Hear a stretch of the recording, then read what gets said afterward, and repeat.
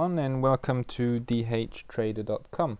Right, this is a special request we've received from a user on eToro, Jasher1. He's asked us to do a kind of a brief analysis on the IBEX35. Well, it will be brief as the IBEX isn't really an indice that we are trading right now. We'll explain why in a few minutes. Right, well, first of all, on the screens, as you can see now, we've got the IBEX weekly chart.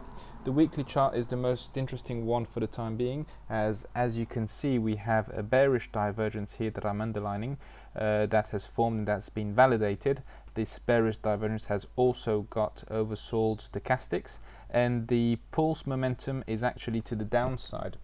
This should therefore be indication of a trend reversal in the past upwards trend that we have seen on the weekly chart. Nevertheless, if you have a look at this red line here, this is the red trend line of the IBEX. This trend line has resisted pretty well. As you can see, it bounced back on it on the 11th of August and is actually making its way back up.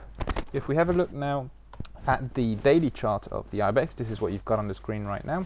The daily chart, nevertheless, has got this green trend line, and this green trend line has been broken. You can actually see it here. The trend line was broken, indicating a basically an abrupt stop in the upwards trend and possibly a trend reversal.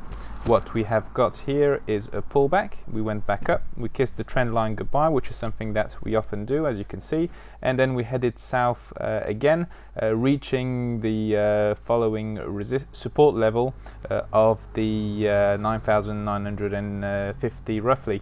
This represented the the weekly trend line that we mentioned before. As you can see, this red line there, it bounced back on it, we headed back north, and for the time being we're stuck between those two trend lines.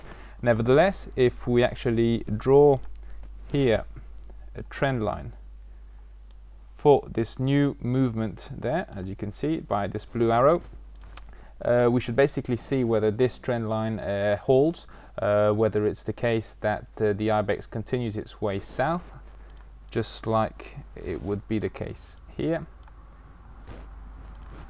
If the IBEX was to go down like this, reaching the monthly trend line and then breaking it and heading south, then at this point this would be an excellent way, an excellent moment to actually have a shorting opportunity on the IBEX, as it would be definitely the case that the IBEX has changed its previously weekly upwards trend to a downwards trend.